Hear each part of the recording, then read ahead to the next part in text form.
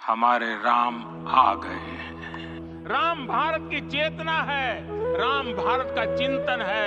हमारे राम आ गए हैं। कि मंदिर वही बना है जहां बनाने का संकल्प लिया था। राम भारत की प्रतिष्ठा है, राम भारत का प्रताप है। हमारे प्रभु राम आ गए हैं। राम प्रवाह है, राम प्रभाव है, राम नेति भी है, राम नीति भी है।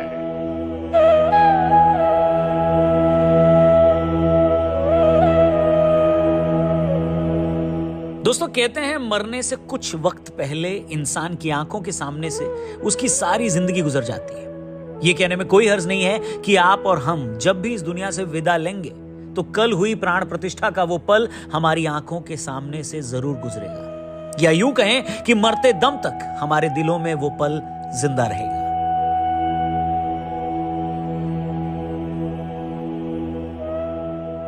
एक ऐसा पल जिसे देखकर शायद ही कोई भारतवासी न रोया हो,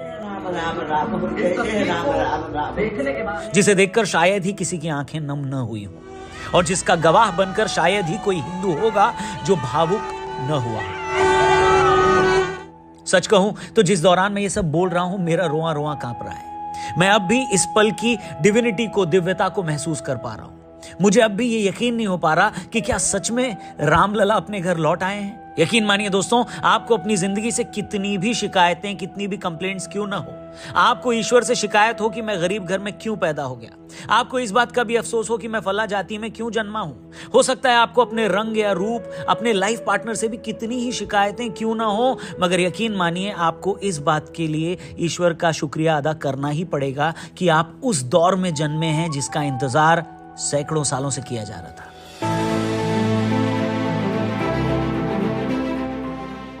नमस्कार, जय श्री राम। मेरा नाम है रौनक। दोस्तों, आज की वीडियो में आपका स्वागत है। आज से 500 साल बाद जब इस बात का जिक्र होगा कि 22 जनवरी 2024 को अयोध्या में भगवान श्री राम के मंदिर की प्राण प्रतिष्ठा हुई, तो दुनिया उन लोगों से जलेगी, ईर्ष्या करेगी जो जीते जी ये सब देख पा रहे थे। विश्वास रखिए दोस्तों, अपने लाइफ टाइम में, अपने जीवन काल में प्रभु श्री राम के मंदिर की प्राण प्रतिष्ठा देखना ही इतना बड़ा सौभाग्य है कि उसके सामने दुनिया की सारी दौलत, सारी शोहरत, सारी खुशियां, सारा पैसा कोई मायने नहीं रखता। जैसे हम उन लोगों के बारे में सोचकर एक्साइटेड हो जाते हैं जिन्होंने 15 अगस्त 1947 की पहली सुबह आजादी की खुशबू महसूस की। ये सोचना ही हमें रोमांचित कर देता है कि उन लोगों को कैसा महसूस हुआ होगा, क्या फीलिंग होगी उनकी। ठीक उसी तरह आज से 500 साल बाद भी जब लोग 22 जनवरी 2024 का दिन याद करेंगे तो रोमांचित हो उठेंगे। Very divine occasion, blessed to be a part of this. Bharat आज नया आयाम लिख रहा। मेरा सौभाग्य है कि मुझे यहाँ पे आने का मौका मिला। अब सोचिए, क्या आपसे बड़ा कोई खुशनसीब है? क्या आपसे बड़ा कोई भाग्यशाली है? और अगर नहीं है तो इसी पल अपने मन से जिंदगी को लेकर जितनी भी कड़वाहट है उसे थूक दीजिए। अपने जीवन को लेकर, अपनी लाइफ को लेकर, अपने भाग्य को लेकर आपको जितनी भी शिकायतें हैं उसे भूल जाइए और सिर्फ 22 जनवरी का दिन देखने के लिए खुद को सबसे स्पेशल मानिए। उसके लिए ईश्वर को थैंक यू बोलिए। मुझे याद नहीं आता कि टीवी पर कल का ये कार्यक्रम देखने के दौरान कितनी दफे मेरी आंखें नम हुई होंगी। मुझे याद नहीं आता कि इससे पहले किसी एक मौके का जश्न मनाने के लिए पूरा देश एकजुट हुआ हो। मैं वो मोमेंट देखकर इमोशनल हो गया जो मंदिर की प्राण प्रतिष्ठा के वक्त साध्वी ऋतंभरा जी और उमा भारती जी गले लगकर रोने लगी। ये वो ओजस्वी महिलाएं हैं जिन्होंने राम मंदिर आंदोलन में अपनी भूमिका के लिए न जाने कितना अपमान सहा, कितनी पीड़ाएं झेली, कितने सपने देखे, और अब जब सालों बाद इनका सपना पूरा हुआ तो ये अपने आंसू रोक नहीं पाई और वहीं भव्य मंदिर के सामने खड़े होकर रोने लगी। ऐसी एक नहीं, कई तस्वीरें मंदिर की प्राण प्रतिष्ठा के बाद हमारे सामने आई। मुझे यकीन है इनमें से बहुत सारी तस्वीरें आपने भी नहीं देखी होंगी। ये वो तस्वीरें हैं जो राम मंदिर को लेकर भारतीय जनता के इमोशंस को व्यक्त करती हैं और कई लोगों के झूठ का भांडाफोड़ करती हैं। मगर इससे पहले कि मैं आपको वो तस्वीरें दिखाऊं, मैं आपको एक ऐसे प्लेटफॉर्म के बारे में बताना चाहता हूं जिसका नाम है प्रोबो और जिसका लिंक मैंने डिस्क्रिप्शन में दिया है। उस पर क्लिक करके इस ऐप को डाउनलोड करें। हम सब की लाइफ में अलग अलग मुद्दों पर हम सब की ओपिनियन होती है। हाँ या ना में इस प्लेटफॉर्म पर आप ओपिनियन देकर ढेर सारे पैसे जीत सकते हैं। 25 तारीख से इंडिया इंग्लैंड के खिलाफ टेस्ट मैच खेलने वाला है। क्या लगता है इंडिया जीतेगा? क्या लगता है रोहित शर्मा पहले टेस्ट में 25 या उससे ज्यादा रन बना पाएंगे? ऐसे कई सारी कैटेगरीज के कई सारे सवाल हैं। बस आपको हाँ या ना में अपनी ओपिनियन देनी है और क्वांटिटी बढ़ाकर इन्वेस्ट करना है। लेकिन उससे पहले प्रोबो डाउनलोड करें, डिस्क्रिप्शन में लिंक है। वीडियो में आगे बढ़ते हैं। दोस्तों, प्राण प्रतिष्ठा कार्यक्रम में प्रधानमंत्री नरेंद्र मोदी को बुलाने पर बहुत सारे लोग सवाल उठा रहे थे कि मंदिर आंदोलन में मोदी जी का क्या रोल था। वो ये भी इल्जाम लगा रहे थे कि मोदी जी इस मौके का सिर्फ पॉलिटिकल फायदा उठाना चाह रहे हैं। मुझे नहीं पता इस तस्वीर से मोदी पर हमला करने वाले संतुष्ट होंगे या नहीं, मगर ये तस्वीर मुझे बहुत भावुक कर गई। पर वो जागते रहे, उनका जो परिश्रम,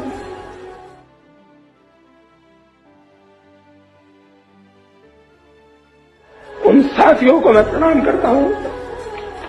राम विवाद नहीं, राम समाधान है। राम सिर्फ हमारे नहीं है, राम तो सबके हैं। दोस्तों, ये दो तस्वीरें ये बताने के लिए काफी हैं कि वक्त से ज्यादा ताकतवर कोई नहीं होता। पहली तस्वीर जो 33-34 साल पुरानी है, जिस वक्त मोदी जी न तो गुजरात के मुख्यमंत्री थे, न उनकी गिनती बीजेपी के बड़े नेताओं में होती थी। वो एक आम असहाय हिंदू भारतीय की तरह मंदिर आंदोलन के लिए जान देने वालों को याद करते हुए रो पड़े। वो उस वक्त उतने ही मजबूर थे जितना मंदिर की चाह रखने वाला हर आम हिंदुस्तानी, जो सिर्फ अपने प्रभु को टेंट में रखा हुआ देखकर रो सकता है, मगर उनके लिए भव्य मंदिर नहीं बनवा सकता। मगर वही अयोध्या थी, वही नरेंद्र मोदी और वही भारतीय राजनीति। इन 35 सालों में वक्त का पहिया ऐसा घूमा कि उसने सारी चीजें 360 डिग्री बदल कर रख दी।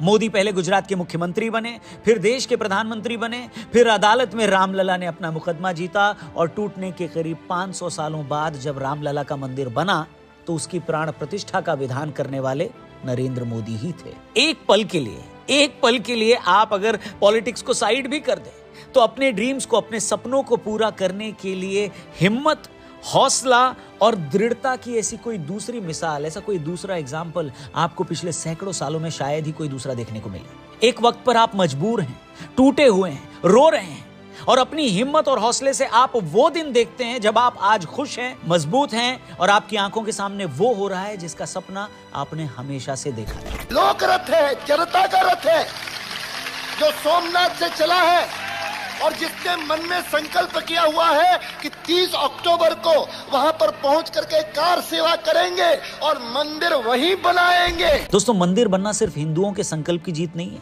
बल्कि यह भी बताता है कि एक देश के तौर पर हमारा चरित्र क्या है। आप एक पल के लिए जरा सोच कर देखिए, भारत की 80% से ज्यादा आबादी हिंदुओं की है। हिंदुओं के सबसे पूजनीय भगवान हैं श्री राम। श्री राम का जन्मस्थल है अयोध्या। इसके बावजूद हम अपने ही भगवान को उनका घर दिलवाने के लिए 500 सालों से संघर्ष कर रहे थे। बताइए, आजादी के बाद भी इस लड़ाई को जीतने के लिए अदालत का दरवाजा खटखटा रहे थे। क्या आप इमेजिन भी कर सकते हैं कि किसी और धर्म में उन्हीं के पवित्र स्थान को बनाने के लिए इतने सालों तक स्ट्रगल किया जाए, या कोई और धर्म अपने भगवान के जन्म स्थान पर उनका घर बनवाने के लिए इतना संघर्ष करता? आप बताइए, बिल्कुल नहीं करता। वहां मर्जी पूछना या अदालत में जाना तो दूर, रातों रात दूसरे पक्ष को कुचल दिया जाता। आप लाठीचार्ज कीजिए, मार डालिए, नहीं जाएंगे, आप गोली चलाइए। भूल गए लो दासी की खबरिया। आज मंदिर बनने पर लोगों की खुशी देखकर हैरानी भी हो रही है कि दूसरे पक्ष को अच्छे से पता था कि अयोध्या में प्रभु श्री राम का मंदिर बनना हिंदुओं के लिए कितना इंपॉर्टेंट है, कितना मायने रखता है। मेरी बात पर मत जाइए, हेलो, अपने आसपास नजर दौड़ाइए, अपनी सोसाइटी, अपने मोहल्ले, अपने शहर, अपने मोबाइल में आ रहे वीडियोस पर नजर डालिए और बताइए कि क्या आपने अपने आसपास लोगों को कभी किसी एक कार्यक्रम के लिए इतना खुश, इतना एक्साइटेड देखा था क्या? यही मेरा कहना है कि ऐसा तो नहीं है ना कि दूसरे पक्ष को यह पता नहीं था कि हिंदुओं के लिए भगवान श्री राम के क्या मायने हैं। फिर भी उन्होंने न एक पक्ष की भावनाओं को समझा, न उनके कल्चर और धर्म की इज्जत की, बल्कि सैकड़ों सालों के संघर्ष के बाद जब सुप्रीम कोर्ट ने फैसला सुना दिया, तब भी वो जहर उगलने में लगे हैं। ट्विटर पर आपको एक तरफ से ऐसे 20 अकाउंट मिल जाएंगे जो प्राण प्रतिष्ठा वाले दिन भी मंदिर बनने को लेकर जहर उगल रहे हैं। वो विवादित ढांचा तोड़कर मंदिर बनाने की बात तो करते हैं, मगर उनके पास इस बात का कोई जवाब नहीं है कि उन्हें कैसा लगता अगर उनके किसी पवित्र स्थान को तोड़कर दूसरा पक्ष वहां मंदिर बना लेता। जब उनसे यह पूछा जाता है कि विवादित ढांचे को क्या मंदिर तोड़कर नहीं बनाया गया, उस पर भी वो कुछ नहीं बोलते। वो एएसआई की रिपोर्ट को भी नहीं मानते। वो सालों तक विवादित ढांचे में हो रही पूजा को भी नहीं कबूल करते। वो तो बस मंदिर बनने के बाद से लगातार जहर उगल रहे हैं। ये राम जन्मभूमि, यही राम नीचे दबे हुए हैं, छिपे हुए हैं, बाबरी मस्जिद दाब के रखे हुए हैं। कहाँ खेसरा खतियान प्लॉट नंबर कुछ है कोई प्रमाण? प्रभु श्री राम का अपमान करने वाले पहले भी थे और अब भी हैं। मगर जैसे पहले वालों को आज कोई नहीं पूछ रहा है, अब वालों की भी वही गत होगी।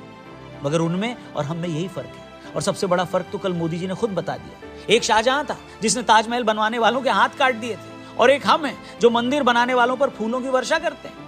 एक वो बादशाह थे जो सत्ता पाने के लिए अपने बाप तक का कत्ल कर देते थे, और एक हमारे प्रभु श्री राम हैं जिन्होंने सिर्फ अपने पिता की बात का मान रखने के लिए दुनिया के सबसे बड़े राज्य का राजपाट ही छोड़ दिया, वन में चले गए। यही फर्क है सनातन संस्कारों और बाकी लोगों में। ये संस्कार भगवान श्री राम के ही तो दिए हैं, जिनमें हम दूसरे का छीन कर पाना तो दूर, खुद अपना भी दूसरों के सम्मान में छोड़ देते हैं। मंदिर बनाने वाले कार्यकर्ताओं पर मोदी जी की ये पुष्प वर्षा उन्हीं भारतीय संस्कारों को दिखा रही थी। दोस्तों, बहुत से लोग ये क्वेश्चन पूछ रहे हैं कि भगवान श्री राम का मंदिर तो बन गया, रामलला अब विराजमान हो गए, अब इससे बदलेगा क्या, उससे होगा क्या? मैं बताता हूं उससे क्या होगा। दोस्तों, दुनिया का कोई भी शास्त्र उठाकर देख लीजिए, उसमें क्लियरली ये लिखा है कि कोई इंसान तब तक लाइफ में तरक्की नहीं कर सकता जब तक वो अपने माँ बाप का सम्मान नहीं करता। कोई भी इंसान अपने माँ बाप की इज्जत किए बिना लाइफ में आगे नहीं बढ़ सकता। आप अपने आसपास भी नजर घुमाकर देख लीजिए, जिन लोगों ने भी ऐसा किया उनका फिर हश्र क्या हुआ। ये इज्जत, ये सम्मान दिया गया है हमारे शास्त्रों में माता पिता को, उन्हें भगवान का दर्जा दिया गया है, भगवान का। अब आप ऐसी सोसाइटी के बारे में सोचिए, ऐसे समाज के बारे में सोचिए जहां उस समाज के सबसे बड़े आराध्य का ही सम्मान न हो रहा हो, जहां उनके सबसे पूजनीय भगवान को अपने घर में ही जगह न मिल रही हो, जहां उनके बच्चे अपने भगवान को उसका घर न दिलवा पा रहे हों, जहां उनके प्रभु श्री राम एक टेंट में गुजर बसर कर रहे हो। भगवान राम ने 14 साल का वनवास तो अपने पिता के वचन का पालन करने के लिए खुद भुगता था, मगर इस देश में 500 सालों का वनवास वो इसलिए भुगत रहे थे क्योंकि उनके भक्त, उनकी संतानें उनको उनका घर नहीं दिलवा पा रही थी। और जो देश, जो सोसाइटी अपने ईश्वर को ही उसका घर नहीं दिलवा सकती, उनको सम्मान नहीं दिलवा सकती, वो भला क्या ही तरक्की करेगी। हमारे रामलला अब टेंट में नहीं रहेंगे। मैं आज प्रभु श्री राम से क्षमा याचना भी करता हूं। इसलिए जो भारत एक वक्त पर सोने की चिड़िया हुआ करता था, जिसकी संपन्नता के आगे आज के अमेरिका और यूरोप भी पानी भरते थे, वो भारत देखते ही देखते दुनिया के सबसे पिछड़े देशों में शामिल हो गया। और आप देखिए, 90 के दशक में जैसे ही प्रभु श्री राम के सम्मान की लड़ाई शुरू हुई, ये देश भी उसी वक्त तरक्की करने लग गया। कारण चाहे जो भी हो, लेकिन इन दोनों घटनाओं का एक ही वक्त होना कोई कोइंसिडेंस नहीं है। और आज 2024 में जब सालों की लड़ाई के बाद प्रभु श्री राम अपने घर में विराजमान हो गए हैं, तो इस भारत राष्ट्र को आगे बढ़ने से कोई नहीं रोक सकता। इस देश की आत्मा पर जो सबसे बड़ा कलंक था, वो अब धुल गया है। इस देश की सामूहिक चेतना पर जो सबसे बड़ा बोझ था, वो अब हट गया है।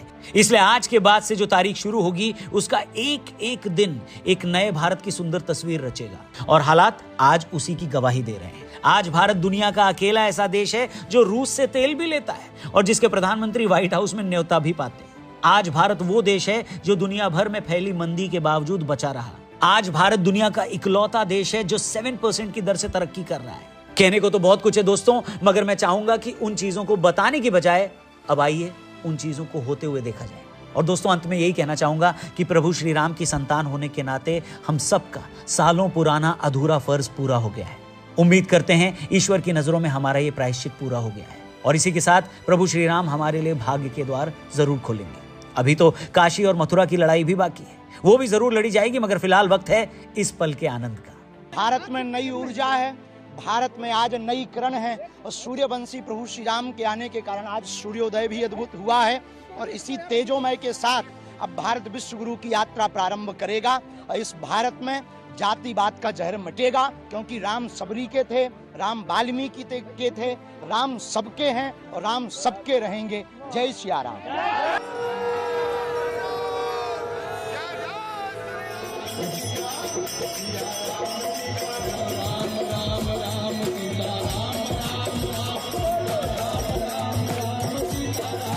तो दोस्तों, ये था भव्य राम मंदिर की प्राण प्रतिष्ठा पर हमारा आज का कार्यक्रम, हमारी आज की ये वीडियो। अगर आपको ये वीडियो पसंद आई हो, आपके दिल को छुई हो, तो प्लीज इसे और भी लोगों तक पहुंचाइएगा, इसे जरूर शेयर करिएगा, क्योंकि आपका हर एक शेयर हमारे लिए इंपॉर्टेंट है। जाने से पहले हमारे चैनल को भी जरूर सब्सक्राइब करिएगा। फेसबुक पे देख रहे हैं तो हमारे पेज को भी लाइक करिएगा और कमेंट करके बताइएगा कि प्राण प्रतिष्ठा के कार्यक्रम को जब आप देख रहे थे तो कैसा महसूस कर रहे थे। प्लीज कमेंट करिएगा। और हाँ, अपना ओपिनियन देकर अगर आप पैसे कमाना चाहते हैं तो प्रोबो ऐप को डाउनलोड करिए। डिस्क्रिप्शन में इस ऐप का लिंक दिया है। 25 रुपीज का आपको वेलकम बोनस मिलेगा। कई सारे टॉपिक्स हैं, सिर्फ हाँ या ना में आपको ओपिनियन देना है और आप पैसे जीत सकते हैं। और एक बार तहे दिल से धन्यवाद आप सभी लोगों का इस वीडियो को पूरा देखने के लिए। प्लीज अपना ख्याल रखें, और अगर नहीं भी रखेंगे तो प्रभु श्री राम है ना। जय हिंद, जय श्री राम।